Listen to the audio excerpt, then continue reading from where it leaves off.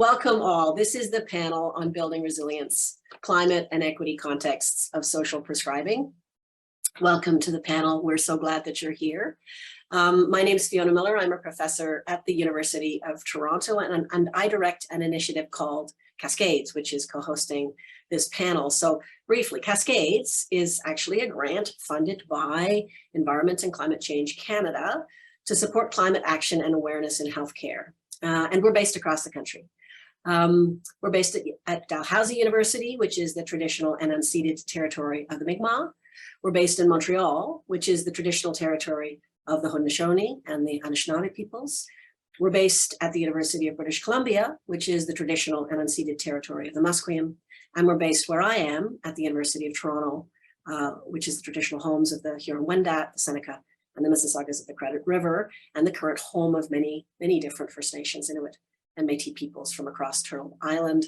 As I mentioned, when you weren't here, I was co-teaching a course on Indigenous health policy yesterday with a colleague who reminded us all about the extent to which the majority of Indigenous peoples are in urban centers, and yet our scholarship and our policy fails to recognize that and fails, therefore, to provide the kinds of services and engagements needed. I wanted to start off briefly by explaining why we at Cascades were so keen to collaborate with our colleagues here on this panel in a conference that is focused on social prescribing. And I think it is because we bring an awareness of the growing challenge of climate change and other global ecological challenges, biodiversity loss and resource extraction, and the social and structural inequities that compound that. And further to that, we know that climate change is an inequity multiplier. And so what we're really interested in exploring is how healthcare, and specifically primary healthcare, can be leveraged to support community-led health, well-being, and climate resilience through what I think at this conference we call social prescribing. And so I hand it over to Sonia Chong, who's the director of the Canadian Institute of Social Prescribing, who is facilitating this panel today. Thank you, Sonia. Thank you, Fiona, and nice to see everyone. It is a pleasure to be here and really a privilege to be moderating an important conversation on this topic. And I look forward to learning from our speakers, learning from you, and gain more knowledge together.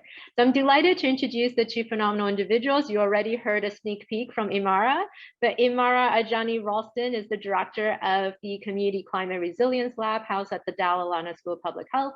He works at the intersection of racial justice, equity, and climate resilience, and is currently engaged in translating learnings and insights from years of AIDS intervention into the creation of new frontiers for community-led climate resilience across Toronto's neighborhood improvement areas. We also have Dakota Recollet, a proud Anishinaabe from Wigwam Con.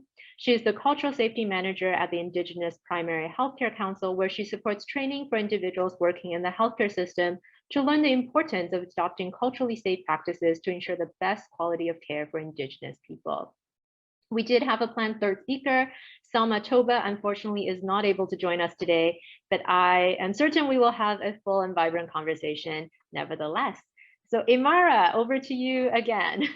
No problem. Hello, everybody. Just consider what you heard, a trailer for what we'll share and talk about today. So, what I shared, or what you sort of walked into was me talking a bit about the work that we do and I do at the Community Climate Resilience Lab and how we enter this work.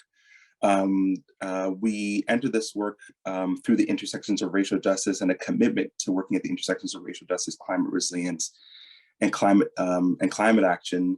And I think we do that because there's a few things that we all know, and it's sort of common knowledge at this point. We know that the climate crisis is not and will not play out the same for everyone. It is those that unfortunately have contributed the least that are going to be the most affected.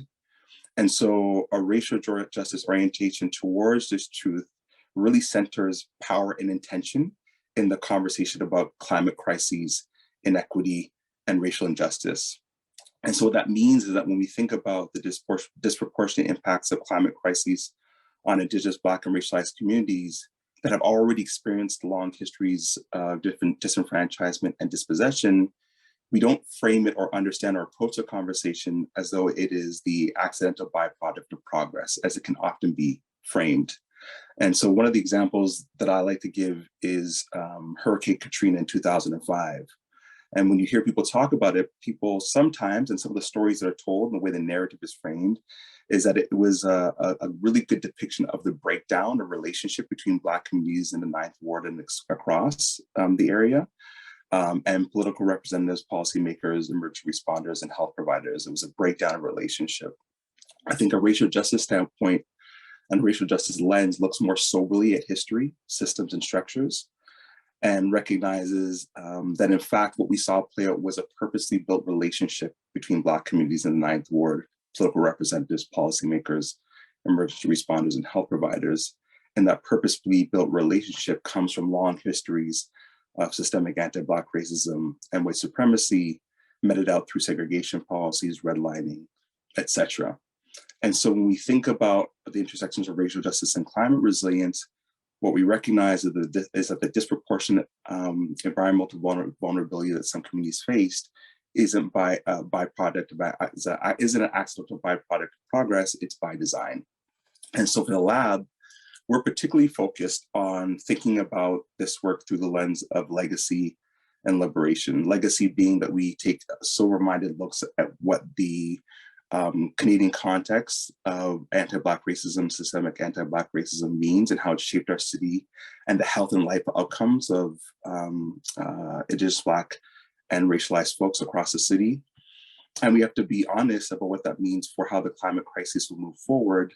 I think the second piece from a liberation standpoint is that we acknowledge that across the city, there are communities, organizations, grassroots leaders, and folks who have been on the front lines reimagining the city in more just ways through their organizing and action. And in actual fact, a lot of the clues around what we need to do to prepare for what's to come lie there. And so, while we must radically transform our energy, food sectors to be prepared for what's to come, we also have to transform our interpretations of health provision in the context of climate crisis. And so we have to reimagine and reconsider the relationships between the behavioral, social, and political dimensions of health. And so for conversations about social prescribing, from my standpoint, this is particularly true. So, while social prescribing is an important way to address the underlying causes of health challenges, through referrals to non-clinical services, we have to also at the same time anticipate the intense pressures that many of the non-clinical services will experience as climate change advances. We have to reflect on and consider the ways that histories of structural inequity and injustice will disproportionately impact the efficacy of social prescribing over the long term, and how that may draw health practitioners and institutions into the role of policy advocates, partners, and co-designers working with communities to address the intersections of racial injustice and climate crises through municipal, provincial, and maybe even federal policymaking. So I think this is an important conversation, and I think it's important to consider social prescribing within this sort of broader context.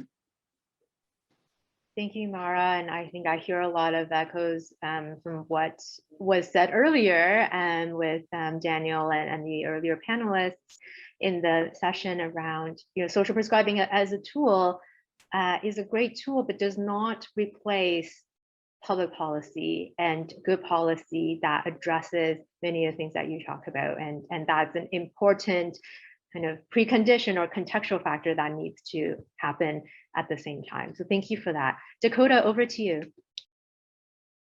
Miigwech Sonia. Ani Bojo, Dakota Reclay, Indigenous Cause, Wikwemikong and Donjaba. So hello everyone, my name is Dakota Reclay. I am from a community on Manitoulin Island, which is Wikwemikong. I'm the Cultural Safety Manager at the Indigenous Primary Healthcare Council.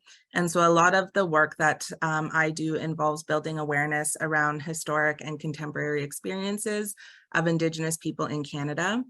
And this work also involves building awareness around climate change inequities, as there is a great deal of correlation between colonialism and climate change, and its exacerbating health inequities for Indigenous people and communities.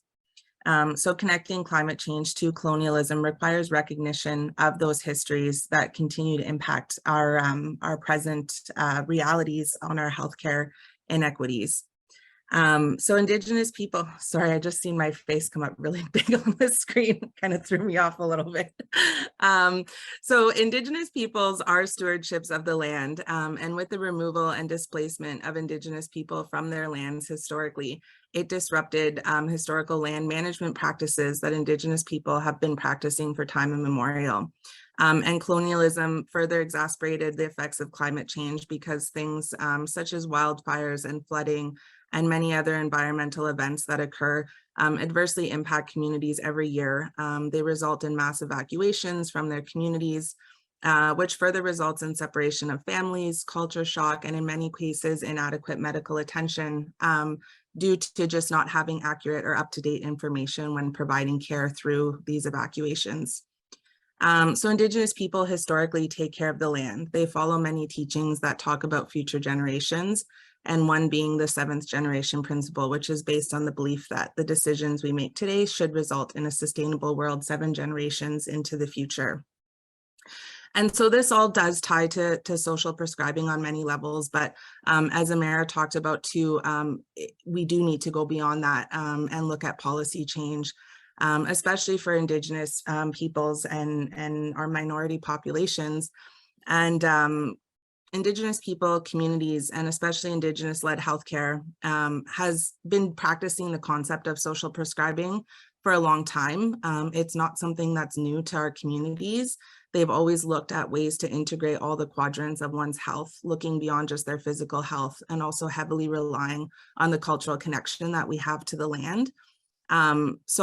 All this, these different discussions around social prescribing are very relevant, but it's also really important to recognize all the different lenses that are being brought to social prescribing. And that the term may be new, but the concept has been around for a long time. And again, looking beyond that, though, I won't repeat a lot of the stuff that Amara said, but is very relevant, and that we do have to look to policy change and look to different public health sectors in supporting this work. So thank you for having me today. Thank you, Dakota. And I know that you have a lot of expertise and wisdom in thinking about this type of work, and you both do. And I would like to ask you, as social prescribing practices grow in Canada and globally, and obviously everyone is here because this is something that they're interested in exploring. From your perspective and where you're situated, how do you want people to be thinking and talking about this kind of work? You touch a bit on the importance of also doing that important policy change work. There are other ways in which you would like people to be thinking about the work that they're doing, social prescribing, as it relates to that intersection of climate, the work that you do, and racial justice and Indigenous communities. Yeah, this is where we decide who goes first. I think it's a few things. So I think in the context of my work, social prescribing is really amazing because it extends the conversation around health provision beyond the boundaries of what's typically considered.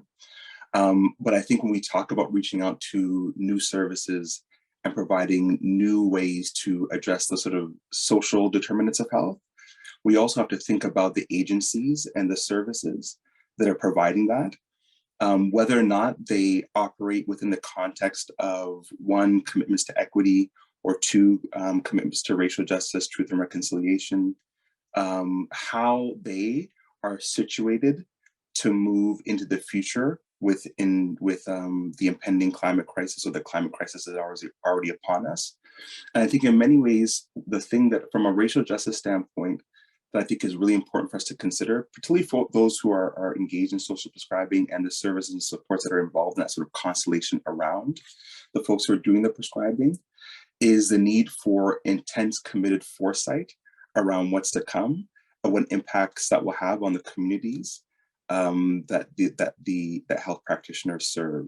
I think in a lot of instances, we often, and this is from my own standpoint, have our heads down and we're looking at what's in front of us in terms of major health challenges and health trends. But COVID-19 was in many ways a dress rehearsal for climate crises, and we have to do more foresight work around that. I think the other piece, and this is the last piece I'll share, is that, and I'll bring it back to this again, I think the efficacy and the impact of social prescribing will always exist within the context of an institutional analysis of anti-Black racism and racial injustice. And so if we don't couch the practice of social prescribing within a broader analysis of where we are in society and what that means for where we'll be in the midst of climate crises, then that means that we won't begin to think in new ways about how social prescribing as a tool can be a complement to intensive systemic and structural change. And I think that's where we need to think about it. We need to think about it as a complement and a piece of that bigger work. Thank you, Imara. Dakota? Thank you. Yeah, my response is actually going to be pretty short. It's pretty much to the point where many organizations and mainstream healthcare providers, it really takes a lot of unlearning what we've been taught around service delivery and looking towards building very respectful relationships and collaborating with what you would consider your circle of care. We so often look at this circle of care model and like you may have, your physicians or your nurses or your mental health and addictions workers, whatever service you're seeking out. But again, referring back to like what I said about Indigenous-led healthcare and looking at integrated models of care, it does heavily include social prescribing, and it's looking beyond what we've learned works for healthcare delivery, because it isn't working for a lot of our Indigenous communities, and going beyond that and making sure that you are building partnerships and you are building relationships and you are ensuring that the care that you're providing, if it involves social prescribing, that it is being done in a culturally safe way and from the lens of the patient, the person that you're providing care to. So they define what that is for them, and they define their form of cultural safety and what that looks like. So it does for many individuals that have been working in healthcare for a long time, it does take a lot of reevaluating what you've been practicing for your whole life and your whole career. And yeah, as Imara said, again, the COVID-19 came on very quickly. And unfortunately, our healthcare system is a very reactive system. And so we really need to reevaluate how we are responding to these situations and ensuring that we're prepared for the future and what's to come, because climate change is happening. It is affecting our communities, it is affecting our healthcare and how we deliver healthcare, and especially our vulnerable populations. It's affecting them far more, as we've seen with COVID-19, but even long before COVID-19. So how are we going to be prepared in being able to do that? How we can be policy and all play in the future. I think I'm cutting out a little bit, so I'll end there. You came back for the important part at the end. So Imara and Dakota, you both talk about looking at the future and the foresight in the planning of people's service offerings right now and what they're doing and what they're acting in. Can you speak a bit more to maybe some of the immediate and specific climate risks and the intersection of health and climate that you are seeing or expecting to see in your communities?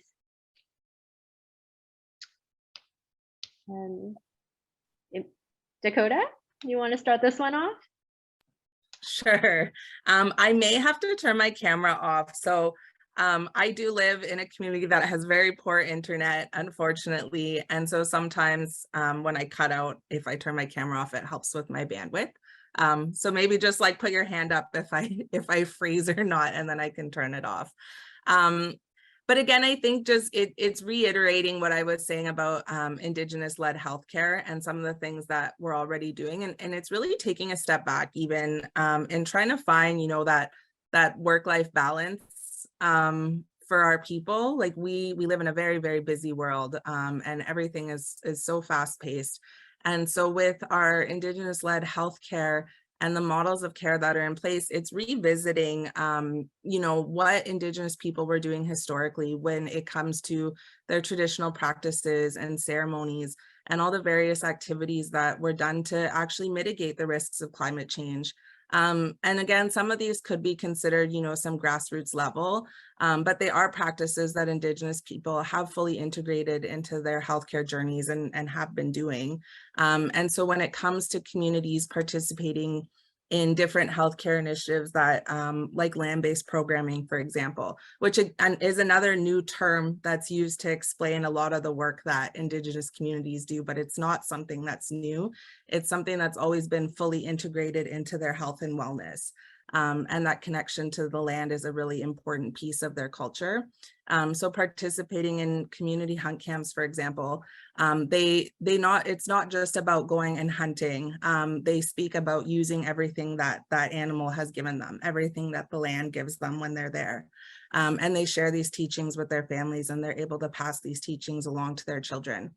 And passing that knowledge on is a really key aspect of how we can continue that work. And Indigenous people are very mindful of seasons as well. They pass these teachings along. For example, when you harvest certain medicines, such as sweetgrass or berries, there are certain times when harvesting should be done to ensure sustainability of that plant and that you're not over harvesting them. So traditional healing and wellness, it is more than just, smudging or sitting with an elder in a sweat lodge, which is like what comes to mind so often for mainstream practitioners. It's something that really balances that physical, emotional, mental, and spiritual parts of our being. But those are things that we can do in the now, is to ensure that those practices are sustainable, that there's resources in place for our communities to continue doing that. Because I mean, the reality is that we still have to provide for ourselves in some aspects. So unfortunately, the time where we once were able to just live off the land is not feasible, but it's finding a balance now between our current day realities and all of the traditional teachings that we once lived by. So, and that's really what our Indigenous-led healthcare is focusing on. And again, that social prescribing really ties into that because, as a practitioner, if you're telling someone to go for a walk or go for a nature walk or do some gardening or, all these examples of things that are just beyond prescribing medicine, communities are already doing that. So finding that balance and just knowing, what's working for the communities. Yeah, I really love that, Dakota. What it makes me think about is, there's a few challenges that we know we're going to face, even from a health perspective where climate's concerned, right? So we know that we're going to see a rapid increase in heat-related illnesses, particularly cardiovascular. We know that if you live most likely in a neighborhood improvement area in the city with a lack of green cover, if you live in towers that haven't been retrofitted properly, you will be carrying a double and triple burden. COVID-19 has taught us that our food systems that were already historically unjust and problematic become even more so in the context of crises. So if you are a community that has been experiencing long histories of food injustice and as a result food insecurity, we know that over the next 15 years that will intensify and that impacts the body in different ways, right? So I think the one thing that we learned through COVID-19, and I have another hat with the City of Toronto, is that in the midst of COVID-19, in order to respond to the disproportionate impacts that COVID-19 was having on very particular communities, we had to turn to a constellation of organizations. We call them B3, so Black-led, Black-serving, Black-focused organizations that have been doing work in different areas across the city forever, within the context of severe underfunding and divestment in their communities. I think those organizations and those constellation of organizations are going to become hugely important as time moves forward because they have the cultural sensitivity, the understanding, the knowledge, and the grounding in community and trust to respond in the ways that we need to. But we need to move out of sort of a charity model and think about how these organizations can be on the front lines of health provision and should be resourced to be so in the future, with the mindset that we're going to see these increases in these different climate-related illnesses and health effects. So I think that's one. I think the other thing is that we have to think about some of the mainstream institutions that we inhabit and understand, I think we learned this again, that our ability to interact with the constellation of organizations that are doing this work and I love the way Dakota talked about this, is the immense unlearning that we need to do institutionally, and the immense cultural change and cultural shifts that we need to engage in and support, so the institutions that historically have power, so there's that power and intention piece, those organizations that and institutions that historically have power have the full capacity to engage with B3s and these organizations I'm talking about in a way that upsets the historical power balance of using organizations as tools to extend your agenda, right? I'm not saying that's not all institutions, but that's reality. And I'm saying that coming from the city, right? And so I think those are two pieces that we need to think about really clearly. And so we need to invest in that sort of unlearning and that cultural change, and also really value the organizations that have been doing the work with very little funding and very little support, and doing amazing work in the city in particular for a very long time in the neighborhoods that will be hit the hardest. Thank you, Mara and Dakota. Dakota, I think your video just froze for a minute there, but it looks like you're back for us. I would love to probe more around this, the unlearning that you both talk about. So say I am an implementer, or I'm the executive director of an organization that is practicing social prescribing, thinking about social prescribing, and I'm taking all of this in, and I want to be a part of the solution and supporting this, but I'm not a community health center, I'm not an Indigenous primary health care center. What suggestions do you have for me? How can I start partnering or building this capacity, or becoming an ally in this work?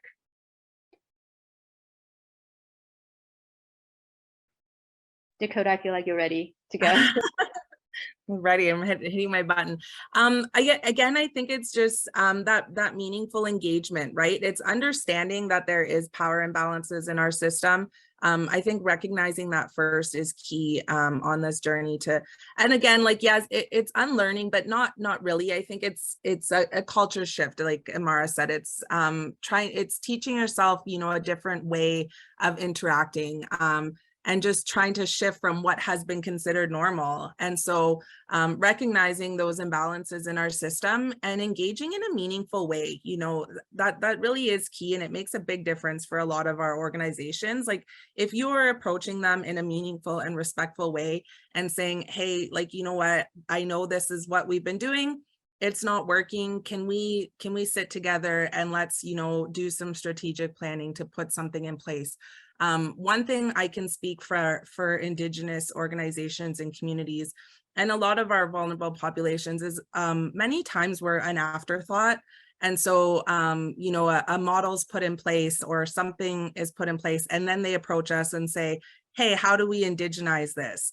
Instead of coming to us right at the forefront and saying, let's work together to ensure that this is going to be a model that benefits everyone. So that's all. It's really just that meaningful engagement, and being there for the right reasons. If you're showing that this is why you are here and the reasons you're here, and being very, upfront and transparent in what it is that you're wanting to do, I think that is a really key step. And it's something that's easy. It's not a big process to do that. So. Yeah, I love that, Dakota.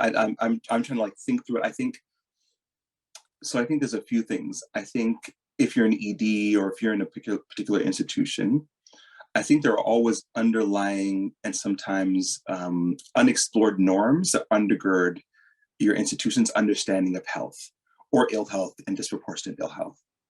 So, the question is, if you look at your strategic plan, or if you look at the way your institution conceptualizes health, does it align or disalign with the way that communities that have been battling racial injustice for a long time understand disproportionate ill health?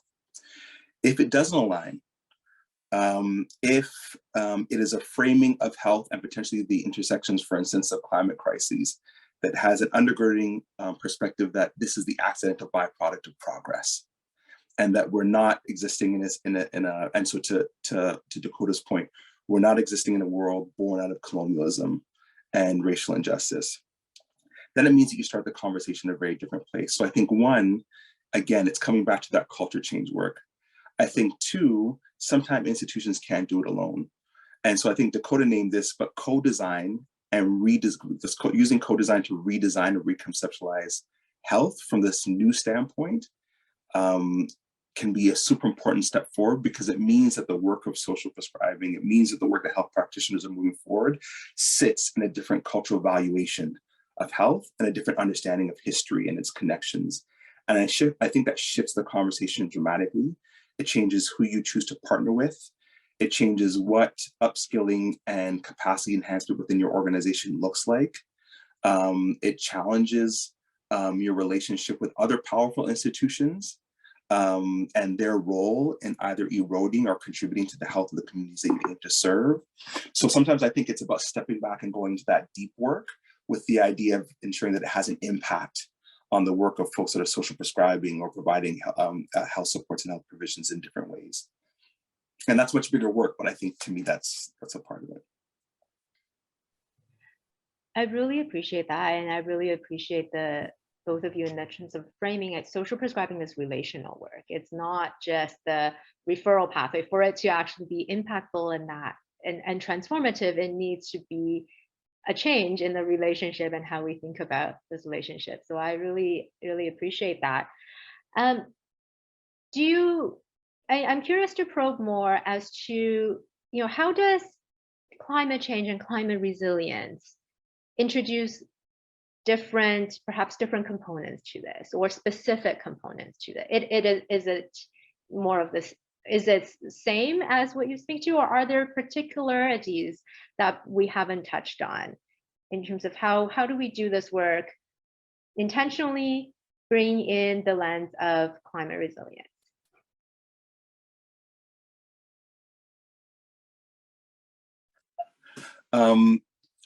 I think a part of it for me is if I think about the work of an organization that engages in social prescribing, one, it is about having potentially, and depending on how you're situated, a very place-based conversation about what the advancement of climate crises will look like for the particular folks that you serve, and how it proposes to reshape the lived experiences of those folks, stepping back from the health standpoint. I think there are multiple ways to think about the impacts of climate and climate resilience on folks who are providing or who are engaged in health provision. But I think there are big structural pillars that most folks can think about that impact the body. And so to me, I think, in an ideal world, you would, again, step back into a conversation about how we understand climate crises and its impacts from a place-based standpoint. So if you're an institution operating in Scarborough, what is your responsibility and what is your level of accountability to that neighborhood in that area? What are the prospective impacts or the potential impacts of climate change on those particular communities? Next, what are the potential health impacts? And where do you fit in a broader response? Because I think in many ways, climate crises, and this is the thing that's interesting about looking at areas that are already being hit. And you said this, Sonia, one of the biggest challenges is that the relationship between institutions and between communities is actually the most important piece of response. When we think about preparing, responding, and recovering from climate, actually developing relationships around the intensification of climate crises is one of the best ways to ensure that you have a web of supports that can speak to each other and communicate to each other and share information with each other in really productive ways as this advances, thinking both about the slow advance of climate crises and the subtle ways that it's going to show up in people's bodies, and the intense impacts and follow-up that we'll see from major events.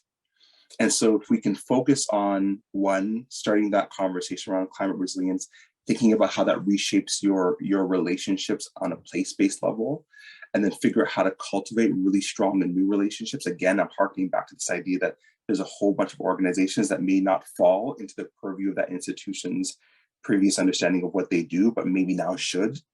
If you do that work, I think that's one way to start to think about a collective constellation-oriented climate response and climate preparedness plan that is rooted in a deep analysis of why we got to this place in the first place. So that's my very modest thought, but yeah, that's what I think. Brilliant. Thank you, Mara. Dakota, anything to add? So I can't speak to climate change resistance as eloquently. Like a lot of the work I do is more around building the awareness of like how climate change really is exacerbating those inequities for our communities. Like, and as I mentioned, you know, we're looking at stuff like flooding and fires and all these things that impact like where our communities are and how they're going to live beyond that, right? And so, and again, what Amara was mentioning earlier about even urban settings and looking at higher heat waves coming in and all these things, I don't have answers for how to respond to those.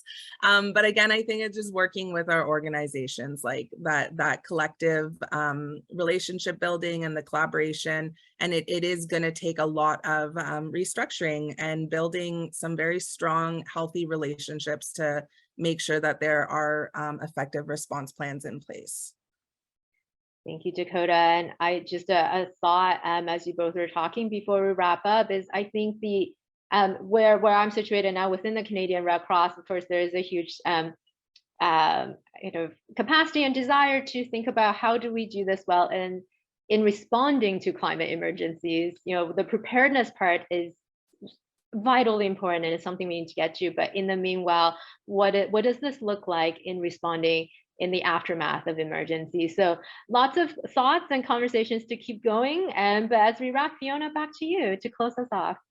Okay, thank you so much. We have to close at 11. I can't thank you enough, Sonia and Mara and Dakota, for this brilliant talk. I think what we're learning is that these are the truths that we know about building relationships, co-design, community strength, and then adding our knowledge and building our knowledge collectively about what risks we face and how we can collectively in a strength-based and community-led way find ways to address it. Thank you so much, everyone, for this really wonderful panel.